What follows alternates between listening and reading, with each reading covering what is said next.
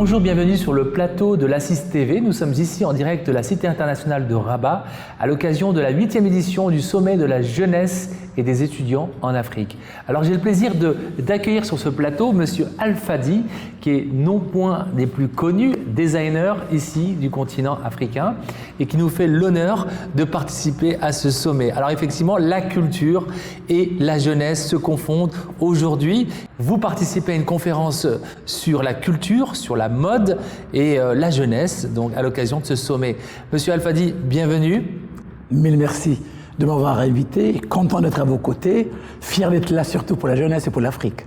En tout cas, vous avez toujours répondu, et moi je le sais, vous avez toujours répondu à ces rendez-vous non moins des plus importants. La jeunesse, c'est l'Afrique, c'est la jeunesse, ça se confond en un seul mot. 600 millions de jeunes sur le continent, toute cette jeunesse qui aspire à grandir, à rêver. Alors aujourd'hui, comment la mode peut-elle inspirer cette jeunesse à se construire ?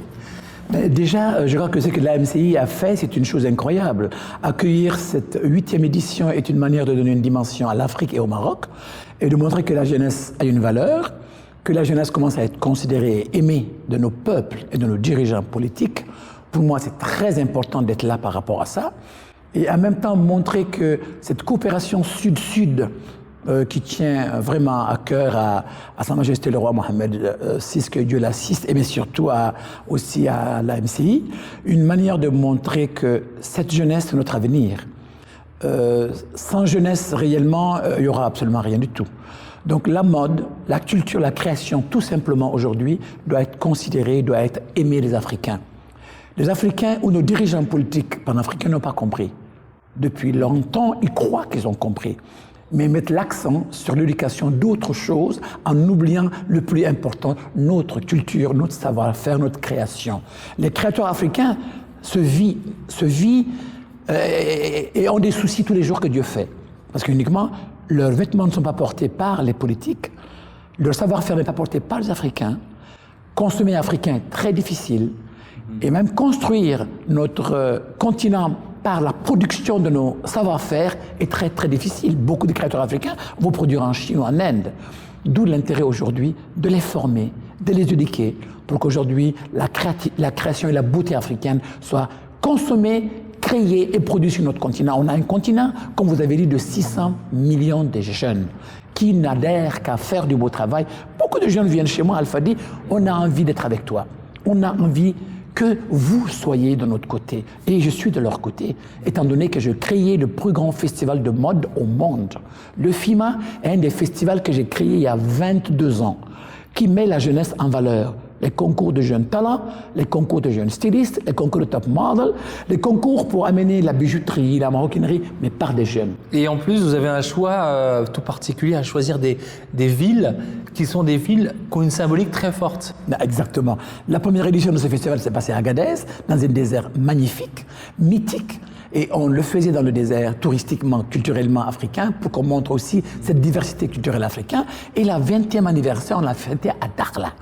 Dakhla, donc le Maroc. La perle du Sud. La perle du Sud, exactement, comme vous avez su le faire, où on a eu le parrainage Sa Majesté, et on avait toute la jeunesse, dont l'AMCI qui a envoyé 50 étudiants de 42 nationalités qui sont venus accompagner ce festival pour montrer à cette jeunesse qu'aujourd'hui, on peut être architecte. On peut être ministre, même si on veut. On peut être militaire. On peut être tous les métiers du monde, un grand expert comptable. Mais la mode reste aussi un métier qu'on peut pratiquer.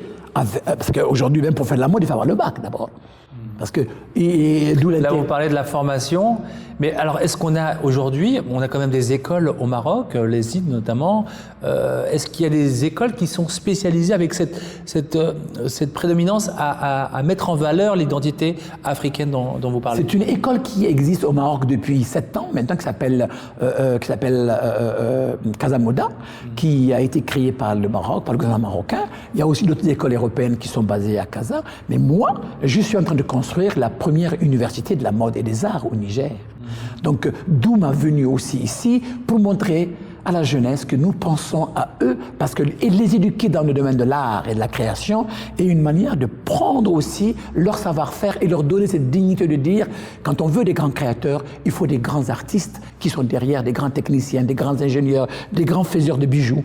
Mais si on n'a pas l'éducation à ce niveau-là, on n'allait nulle part. Donc on a été oublié à ce niveau-là. Moi, je le fais, ça fait quand même 7 ans que je me bats pour que cette école ait lieu, mais même dans le pays où on veut faire l'école, la compréhension n'est pas là. Même dans mon propre pays. Est-ce que c'est pas une faute de moyens aussi? La Banque mondiale m'accompagne, le pays aussi veut donner une dimension à ça. C'est l'incompréhension vient même de nos dirigeants politiques qui n'ont pas compris l'intérêt. Moi, j'ai du tout, pour uniquement déballer le problème que comprendre la création, comprendre l'art, c'est aussi être plus près de la population, plus près de la jeunesse, pour dire cette jeunesse-là n'a pas envie de faire la comptabilité, n'a pas envie de faire du droit, n'a pas envie de faire, mais il a envie de faire que de la mode. Donc on doit exister, l'école de mode doit exister, de l'art doit exister, des peintres africains. Aujourd'hui, la peinture, et aujourd'hui, l'art contemporain coûte très cher. Et l'Afrique est en train de devenir un continent où un tableau d'un créateur, d'un peintre coûte 90 000 euros à 100 000 euros. Donc il n'y a pas de raison que l'Afrique ne profite pas de ça. C'est l'incompréhension de nos dirigeants politiques qui pensent des fois que investir dans la culture ou dans l'art ou dans l'école, c'est pas une priorité. Alors, justement, la musique aussi, notamment un vecteur très fort, et on voit aujourd'hui les artistes américains, avec Beyoncé, s'inspirent aujourd'hui de l'Afrique et se réapproprient un peu aussi notre identité et s'en fait un succès. Et les créateurs européens, tous les grands créateurs européens s'inspirent de quoi aujourd'hui? De nos wax, de nos textiles, de nos bijoutiers, de notre manière de faire, pour mettre à leur acquis ces créations africaines, qui doivent être des créateurs africains qui doivent le faire, marocaines, sénégalaises ou ivoiriennes.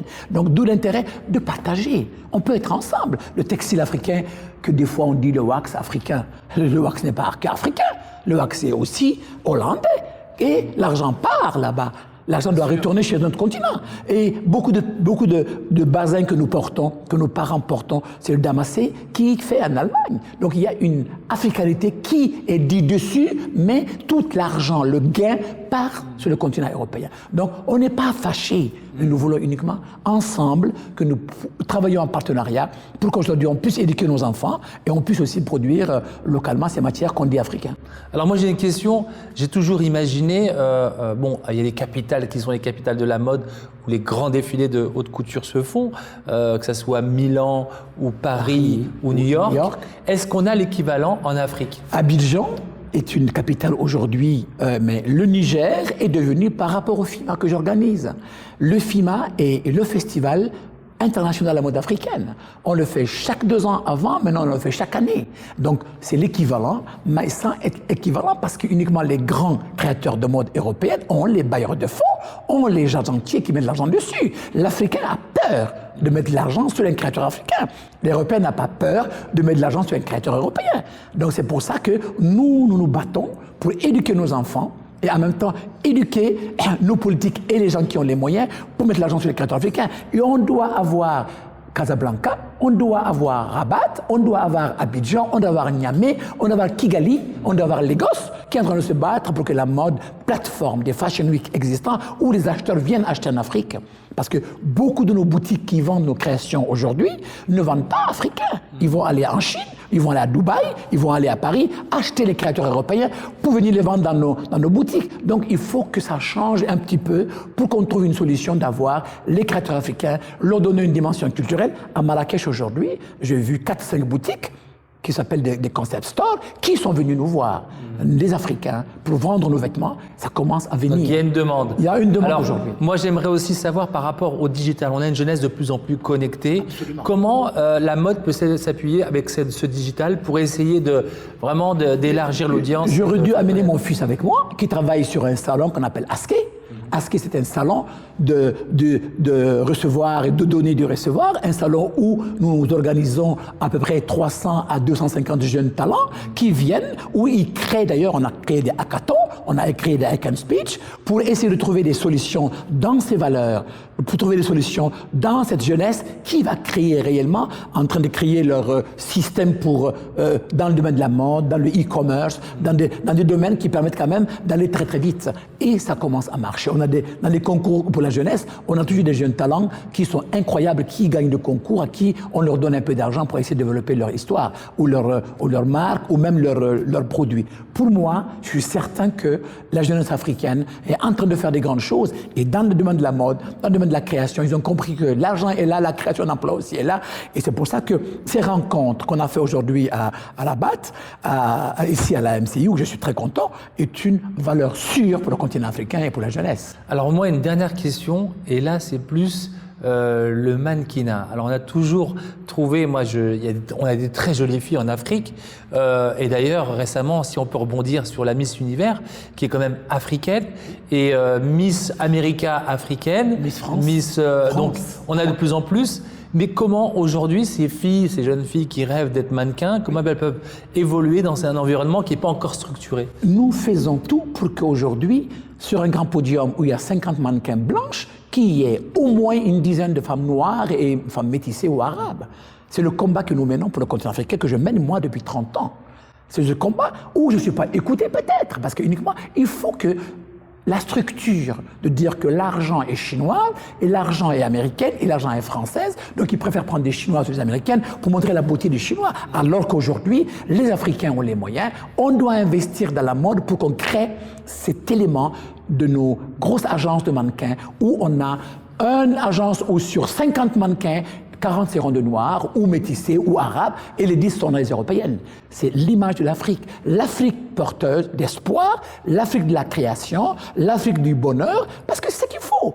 L'Afrique de l'huile d'argan, l'Afrique du beurre de karité, l'Afrique du parfum, l'Afrique du cosmétique, l'Afrique de la bijouterie et de la bagagerie cuirs et peaux. Il n'y a pas de raison que l'Afrique aussi n'a pas sa part. Alors, on le fait chez nous, on le crée chez nous. Les senteurs sont chez nous et c'est marqué. C'est exploité par des grandes multinationales qui le réadaptent et le brandent à leur façon. Mais nous aussi aujourd'hui, on peut le faire. D'où le combat que je mène depuis des années. Et ce combat doit être aujourd'hui adoré. Et ça commence. Parce que si on a fait Darla le FIMA, que Inch'Allah, cette année, l'année prochaine, on prépare le FIMA dans un autre domaine où nous amenons des jeunes talents. Parce que nous faisons des concours de jeunes stylistes. Vous révélez des talents aussi, des créateurs. Mais 300 à 400 jeunes talents qui font le concours, qui viennent des 54 pays africains et qui ont, aux 2 éditions, le Maroc a gagné les combats. Les meilleurs stylistes qui sortent sont des Marocains. Il y a des Togolais, il y a des Béninois, il y a des Sud-Africains. Donc l'image, il est là. L'Afrique est créateur et l'Afrique est à la mode. L'Afrique est créateur, l'Afrique est à la mode. C'est sur ces mots que je vais terminer avec M. Al-Fadi. Donc merci encore de nous suivre sur l'Assise TV, donc toute l'actualité de la jeunesse africaine à Rabat à l'occasion de ce sommet. Merci beaucoup. Merci beaucoup. Bravo.